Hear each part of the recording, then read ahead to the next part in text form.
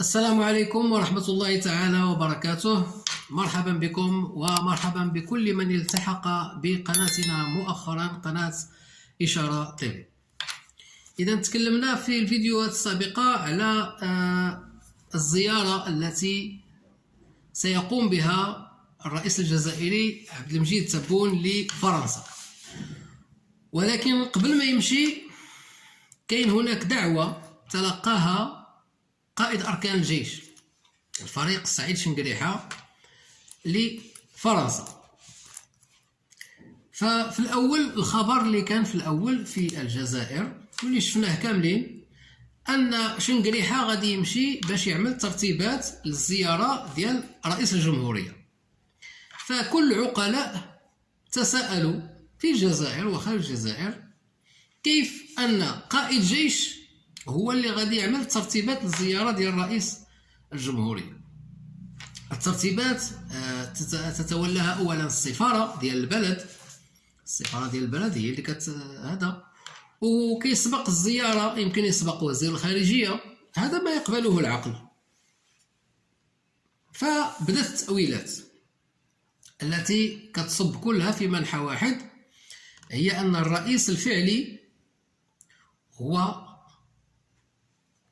سعيد شنقريحة، الرئيس الفعلي للجزائر، وأن كل الرؤساء الذين يتعاقبون ما إلا هي صورة للترويج لهذا البلد، وأن فيه ديمقراطية وفيه انتخابات وفيه تداول السلطة وما إلى ذلك، في حين أن اللي استلم الحكم من عند فرنسا هو الجيش.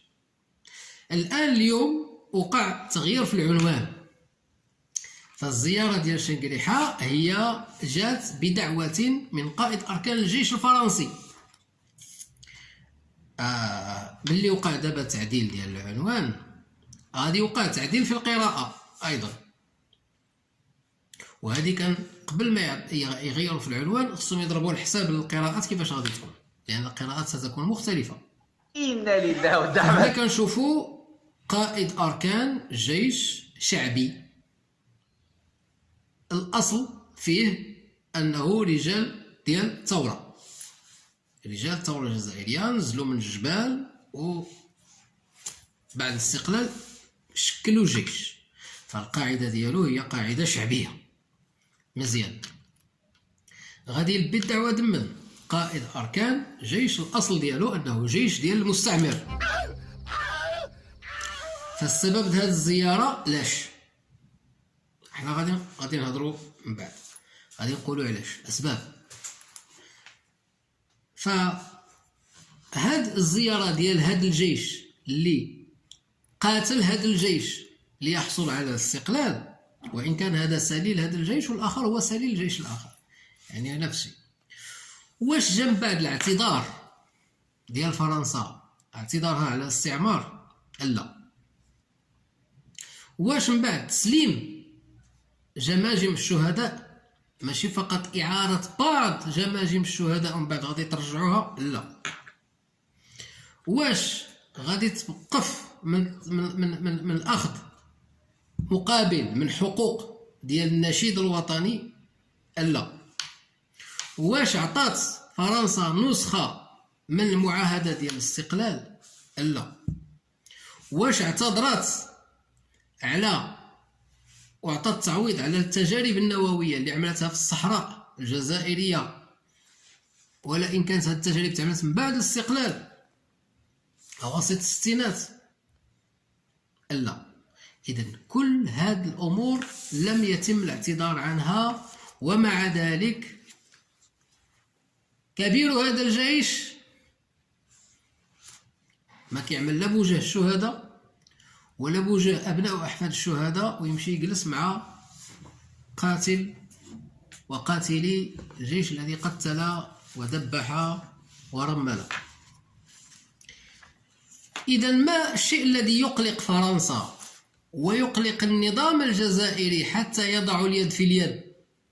ما يقلقهم طبعا هو البعبع اللي كيخلعوا به الشعب الجزائري دائما، هو المروك.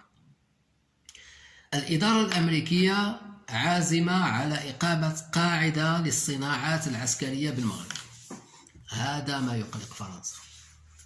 وهذا ما يجعل فرنسا تحرض الاتحاد الأوروبي والبرلمان الأوروبي على فرنسا. هذا من الواضحات اللي باينه الآن للعيان وكل شيء كيشوفها. والمغرب إذا كانت شي حاجة كتعلق بالصحراء المغربية فهو يصبح كتلة واحدة ولحمة واحدة بكل أطيافه، بكل أحزابه، بكل توجهاته، لأن الصحراء ماشي ديال شخص، الصحراء هي ديال الوطن. المواطنين كلهم لحمة واحدة ويد واحدة. هذيك المنطقة العازلة اللي غادي يدخل لها يرصد بالأقمار الاصطناعية ويضرب بالطائرات المسيرة. كل يومين 3 أيام كتسمع بأنه تم تصفية دخلاء يأتون، لا نفرق، اللي دخل المنطقة العازلة يضرب. هذا يقلق بعض كذلك من يدعمون البوليساريو. نجيو نشوفوا هذه الأسباب الأولى. والأسباب الثانية هي أن الآن النظام الجزائري يستغل الحرب ديال أوكرانيا في فرض ما يريد أن يفرضه في بيع الغاز لأوروبا التي تحتاج إلى الغاز. نشوفوا خبر هنا البارح وقيل سقوط طائرة هليكوبتر جزائرية في الجزائر، وهي هليكوبتر روسية الصنع، ما يبين أن ما يشتريه النظام العسكري في الجزائر من روسيا ما هو إلا خردة روسية، وتشتريه بملايير الدولارات من أموال الشعب. والعالم كله يرى مدى فاعلية السلاح الروسي في الحرب الأوكرانية. لو كان سلاح ذو فعالية لكانت قد حسمت ما تريد حسمه في أقل من سنة. الآن الحرب ماضية في سنتها الثانية.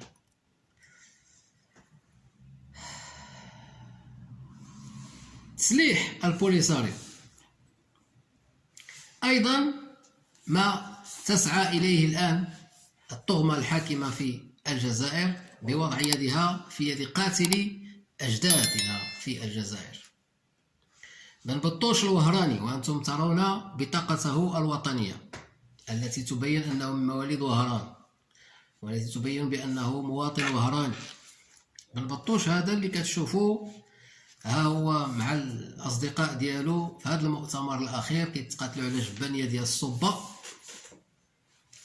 تم انتخابه لعهدة ثانية لأن وضعوا واحد الشروط تعجيزية باش ما تطلعش شي طبقة أخرى من الشباب اللي باغيين التغيير، اللي ربما يبغيو ينهيو الأزمة.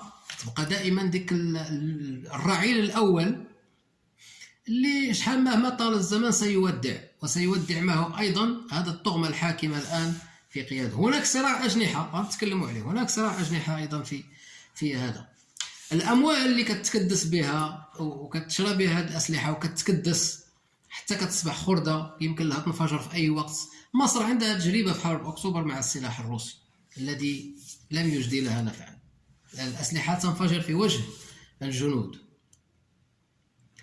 الأموال التي نتوما كتشوفوا كتعرفوا شفتوا الميزانية ديال الجيش، الميزانية اللي تعطات هي الميزانية رقم 1 عاد موراها جات الميزانيات ديال القطاعات الأخرى، كلها ستذهب إلى التسليح. والتسليح ديال الجيش ولا ديال البوليساريو بسلاح هو خردة، سلاح لم ما وراش يعني ما بانش ليفيكاسيتي ديالو في الحرب الأوكرانية، عوض ما تصرف الأموال على التنمية. بلد من 62 هو مستقل حتى 2023 عاد كيتكلم على مصانع ديال الزيت. لا توجد في الجزائر مصانع ديال السكر، لا تتقارن مع المغرب. صناعة السكر بانت في المغرب في عهد الدولة السعدية أكثر من 300 سنة. ما كنبغيوش ندخلوا في مقارنات لأن غادي ننزلوا لواحد المستوى اللي غادي يبان فيه الحجم الكبير ديال الضرر اللي عملته هاد الطغمة الحاكمة في الجزائر. أحرار الجزائر وأبناء الجزائر الشجعان ينتظرون بفارغ الصبر أن تنجلي هذه الغمة، وإن شاء الله ستنجلي وسيحكم أحرار الجزائر بلاد الجزائر ستستغل من القرارات التي تأتيها من قصر الإليزي. المغرب بعدما بدأ في تنويع شراكاته الاستراتيجية، هنا بدأت فرنسا تدق ناقوس الخطر وتعرف أن مكانها لم يعد لها مكان في المغرب، حتى أن في إفريقيا بدأت تجد شركات مغربية تزاحمها. هذا ما يقلق فرنسا، ويقلق معها من يأتمرون بأوامرها. إلى هنا أستودعكم الله، والسلام عليكم ورحمة الله تعالى وبركاته.